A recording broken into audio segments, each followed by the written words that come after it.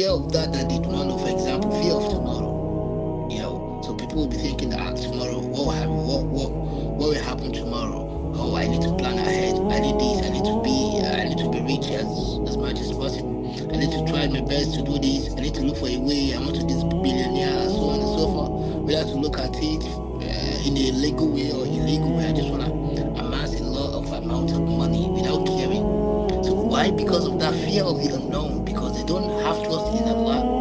They don't believe that Allah is the provider. He is the one that will provide this provision for us.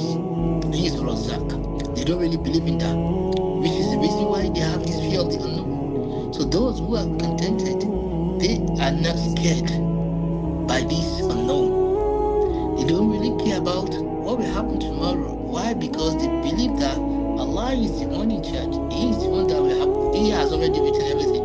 So what is going to happen is going to happen. So He has already promised that He is going to give humans provision. It's upon Him to give them provision. So those who are contented, they are not really bothered about the unknown because they have trust in Allah. Why those who are not contented, who don't have trust in Allah, so they are not contented, and therefore they are feared, they are scared of the unknown tomorrow, what will happen tomorrow. So this is one of the reasons why people are not contented, because of fear of tomorrow, fear of the unknown, right?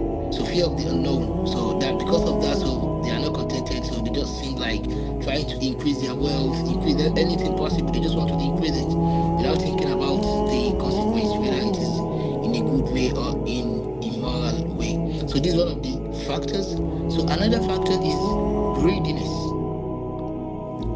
Another factor that stops someone from being contented, is greediness. So when you are being afflicted by this disease, we should call it this sort of metaphysical disease or spiritual disease.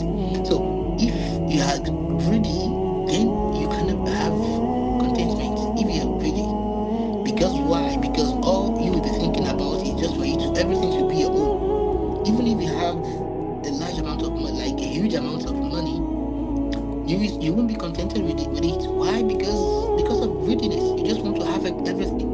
You want everything to be your own, right? Yeah, if you don't have the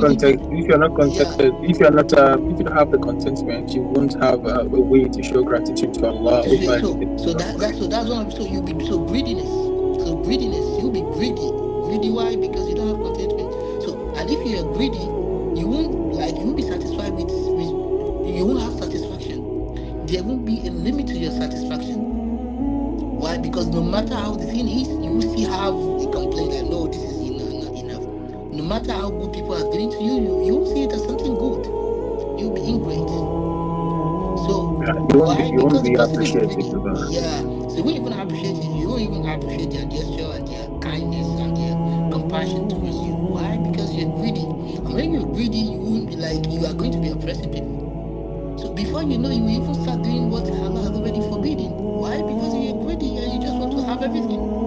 So when you have, for example, maybe you have 1 million, for example, but because of your greediness, you're looking, oh, how can I make it billion? When you have the billion, you will continue.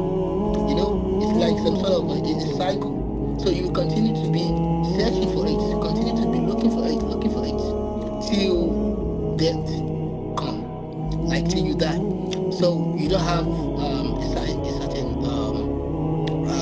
certain limit to that.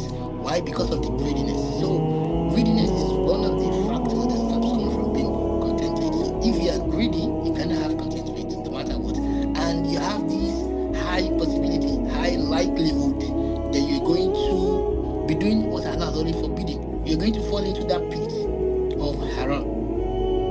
So you're going to fall into that cycle because of your greediness. So that is the second factor. So which can be, so if you have greediness, you cannot avoid of not being into a haram if you are greedy. So the third factor is the fear of missing out. Fear of missing out. Like for example, you have your friends and your camaraderie.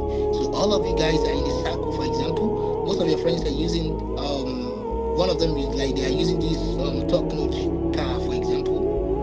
living in this luxurious life, for example, extravagant life. So they have this big mansion, so on and so forth. They hold this, they possess this estate, big estate here and there. They have a lot of things, these material things. So, but because you yourself, you don't want to miss out, so that people will be thinking, they won't isolate you, they won't marginalize you, they won't think of you, they won't think low of you, right? So you won't be content with what Allah has already given you. So because you will be competing with them, you will be seeing yourself as if you have something. You'll be seeing yourself as if you're just like you are falling behind, you're lacking behind. Right? You have this low spirit. Why? Because you are not content with what Allah have already. You're not contented with what Allah has given you. Because you don't want to miss out. You Yeah, want you to would have be in the forgotten same that line with your friends. Allah Yeah. has blessed everybody in its own Allah way. bless everybody according to their share. So for you to, because you are not going to acknowledge that share that Allah has already bestowed upon you. Or that bounties and that blessings that Allah has already, and the provision that He has already provided for you. You're not going to be contented with it. Why? Because of the fear of not missing out.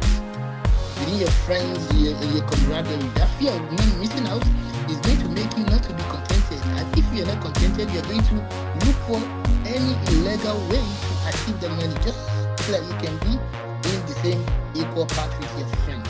So these are the three factors that can make someone not to be contented, right? And if you're not contented, we have this high possibility, the likelihood that you're going to fall into haram. So yeah, that's it. Of course, later on we're going to talk about the benefit of being contentment and how we can achieve contentment. Yeah. So that's what I have to say. Yeah, as you've said it, like contentment is one of the tools that helps you in pleasing Allah subhanahu wa ta'ala, because